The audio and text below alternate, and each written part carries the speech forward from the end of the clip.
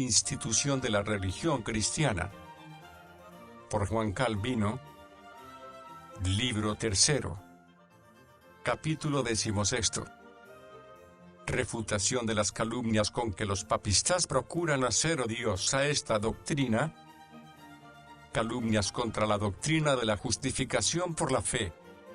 Con esto se puede refutar la gran desvergüenza de ciertos malvados, que calumniosamente nos acusan de que condenamos las buenas obras y 110 hacernos caso de ellas, y que apartamos a los hombres de las mismas, al decir que no son justificados por las obras, y que con ellas no merecen la salvación. En segundo lugar, nos echan en cara que hacemos muy fácil y ancho el camino de la justicia al enseñar que la justicia consiste en que nuestros pecados sean gratuitamente perdonados. Insisten en que con estos halagos atraemos al pecado a los hombres, quienes por sí mismos están ya más inclinados de lo necesario a pecar. Estas calumnias digo que quedan refutadas con lo que ya hemos dicho. Sin embargo, responderé brevemente a ellas.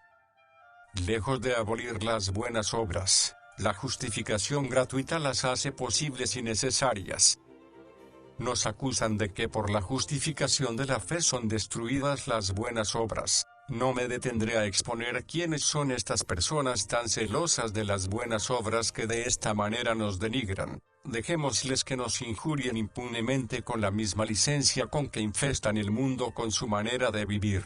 Fingen que les duele sobremanera que las obras pierdan su valor por ensalzar tanto la fe, pero ¿y si con esto resulta que quedan mucho más confirmadas y firmes? Porque nosotros no soñamos una fe vacía, desprovista de toda buena obra, ni concebimos tampoco una justificación que pueda existir sin ellas. La única diferencia está en que, admitiendo nosotros que la fe y las buenas obras están necesariamente unidas entre sí y van a la par, sin embargo ponemos la justificación en la fe, y no en las obras. La razón de hacerlo así es muy fácil de ver, con tal que pongamos nuestros ojos en Cristo, al cual se dirige la fe, y de quien toma toda su fuerza y virtud. ¿Cuál es, pues, la razón de que seamos justificados por la fe? Sencillamente porque mediante ella alcanzamos la justicia de Cristo, por la cual únicamente somos reconciliados con Dios. Mas no podemos alcanzar esta justicia sin que juntamente con ella alcancemos también la santificación, porque Él nos ha sido hecho por Dios sabiduría,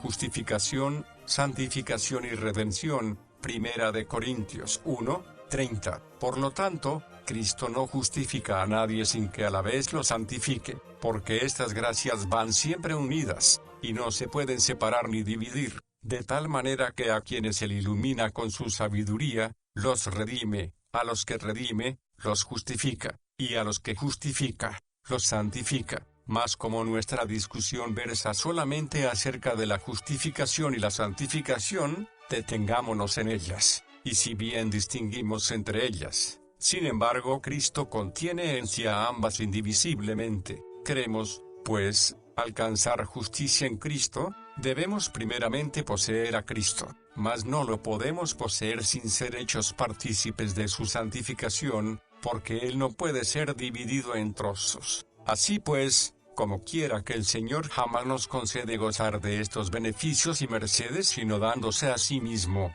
nos concede a la vez ambas cosas, y jamás da la una separada de la otra. De esta manera se ve claramente cuán grande verdad es que no somos justificados sin obras, y no obstante, no somos justificados por las obras, porque en la participación de Cristo, en la cual consiste toda nuestra justicia, no menos se contiene la santificación que la justicia. Nuestra redención y nuestra vocación nos conducen a la santidad con mucha mayor seguridad que la doctrina de los méritos. Es también del todo falsa su afirmación de que nosotros apartamos el corazón de los hombres del bien obrar, al quitarles la opinión de que con sus obras merecen. Aquí debemos de paso advertir a los lectores de que esta gente argumenta muy neciamente cuando de la recompensa concluyen el mérito, como después lo haré ver mucho más claramente. La causa de esta ignorancia es que desconocen el principio elemental de que Dios no es menos liberal cuando señala salario a las obras, que cuando nos otorga la virtud y la fuerza para obrar bien. Mas esto lo dejaré para tratarlo en su debido lugar. Por el momento baste hacer ver cuán débil es su objeción. Lo haremos de dos maneras. Primeramente, en cuanto a lo que ellos afirman, que nadie se preocupará de conducirse bien y de ordenar su vida si no se le prometiese la recompensa. Evidentemente se engañan por completo, porque si solamente se busca que los hombres esperen la recompensa cuando sirven a Dios, y que sean como mercenarios y jornaleros, que le venden sus servicios, ciertamente bien poco provecho se ha conseguido.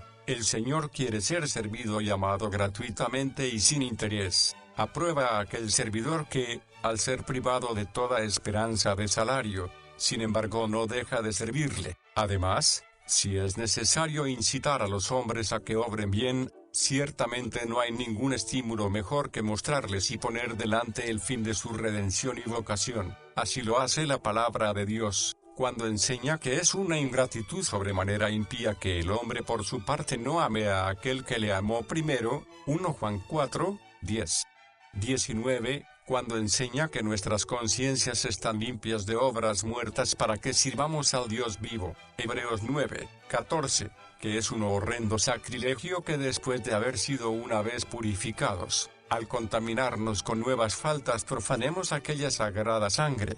Hebreos 10, 29. Que somos librados de las manos de nuestros enemigos, para que sin temor alguno les sirvamos en santidad y en justicia todos los días de nuestra vida. Lucas 1, 74 al 75, que somos libertados del pecado, para que con corazón libre sirvamos a la justicia. Romanos 6, 18, que nuestro viejo hombre fue crucificado, para que resucitemos en novedad de vida. Romanos 6, 6, que si hemos muerto con Cristo, debemos, como conviene a sus miembros, buscar las cosas de arriba. Colosenses 3, 1, que debemos ser peregrinos en el mundo, para tener todos nuestros deseos puestos en el cielo, donde está nuestro tesoro.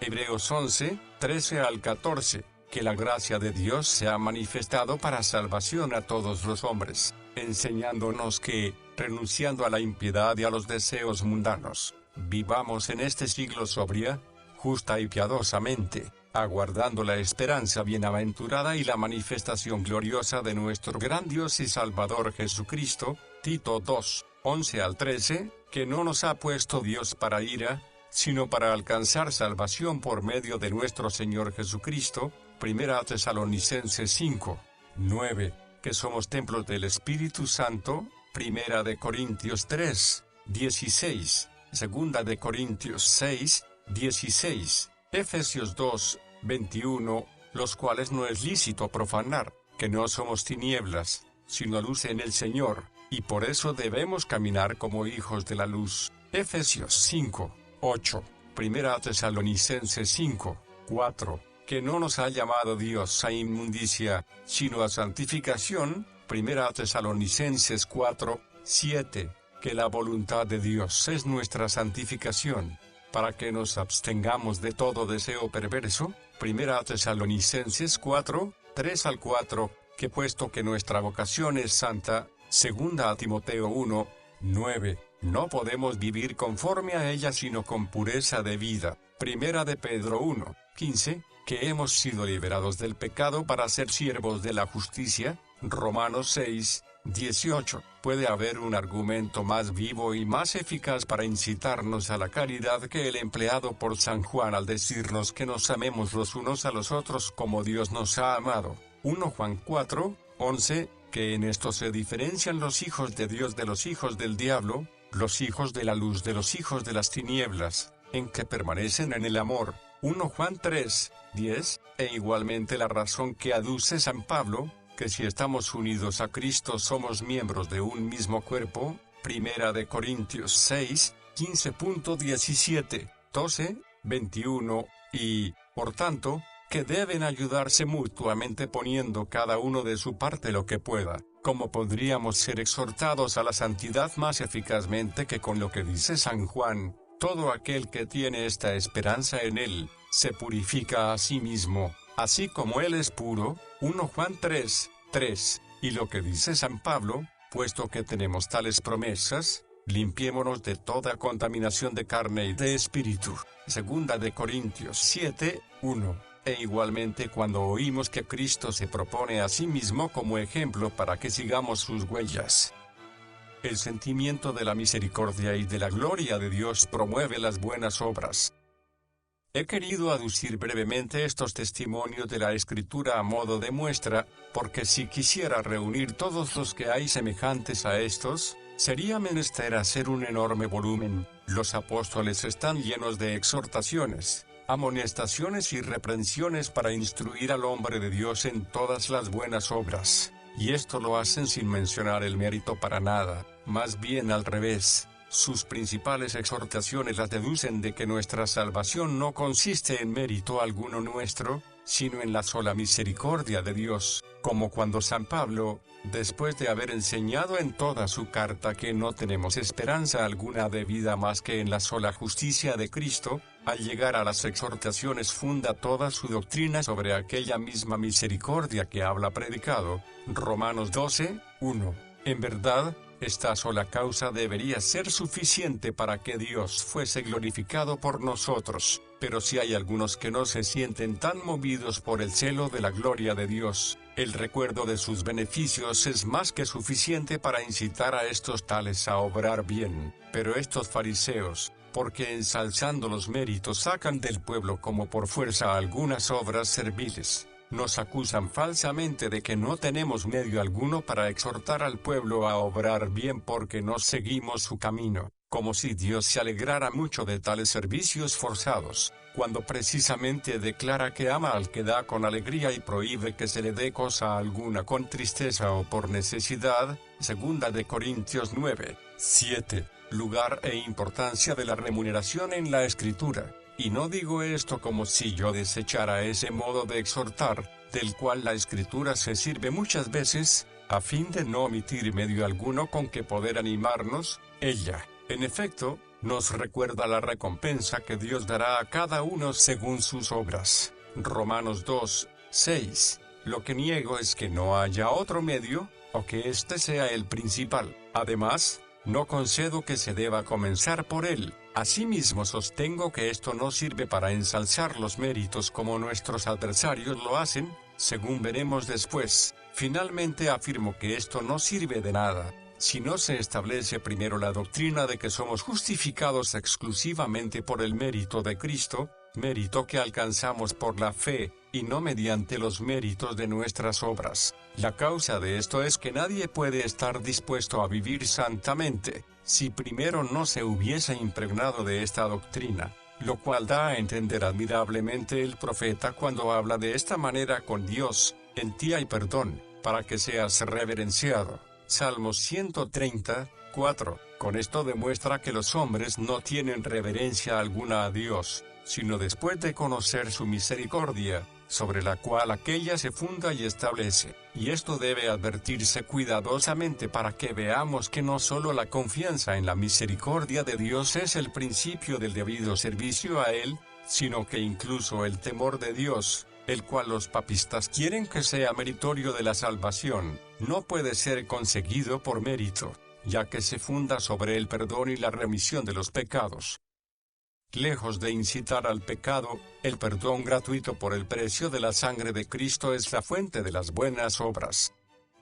También es una calumnia insensata acusarnos de que convidamos a pecar al enseñar la remisión gratuita de los pecados, en la cual decimos que se funda toda nuestra justicia, porque al hablar nosotros así, la estimamos en tanto que no puede ser compensada con ninguna obra buena, y por esta causa jamás la conseguiríamos si no nos fuese dada gratuitamente. Decimos que se nos da gratuitamente a nosotros, pero no que sea dada de esa manera a Cristo, al cual le costó bien cara, a saber, su preciosísima sangre, fuera de la cual no hubo precio alguno con que poder satisfacer al juicio de Dios. Al enseñar así a los hombres se les advierte que por lo que a ellos respecta no dejan de ser causa de que esta santísima sangre sea derramada tantas veces cuantas son las que pecan. Además les mostramos que está la suciedad del pecado, que no puede ser lavada sino en la fuente de esta sangre purísima. Los que oyen esto, Es posible que no conciban un horror del pecado mucho mayor que si se les dijese que pueden lavar su pecado mediante buenas obras.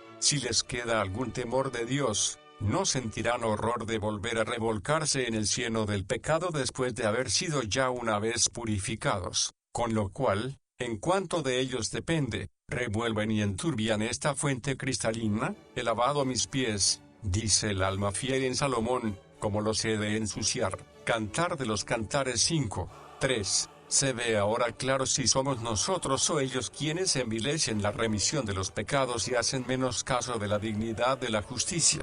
Conclusión: nuestros adversarios insisten en que Dios se aplaca con sus frívolas satisfacciones, es decir, con su basura y estiércol. Nosotros afirmamos que la culpa del pecado es tan enorme, que no puede ser expiada con tan vanas niñerías. Decimos que la ofensa con que Dios ha sido ofendido por el pecado es tan grave, que de ningún modo puede ser perdonada con estas satisfacciones de ningún valor, y, por tanto, que esta honra y prerrogativa pertenece exclusivamente a la sangre de Cristo. Ellos dicen que la justicia, si no es tan perfecta como debiera, es restaurada y renovada con obras satisfactorias. Nosotros afirmamos que la justicia es de tal valor, que con ninguna obra puede ser adquirida. Por eso, para que nos sea restituida y podamos recobrarla, es menester recurrir y acogernos a la sola misericordia de Dios. Lo demás que se refiere a la remisión de los pecados se tratará en el capítulo siguiente.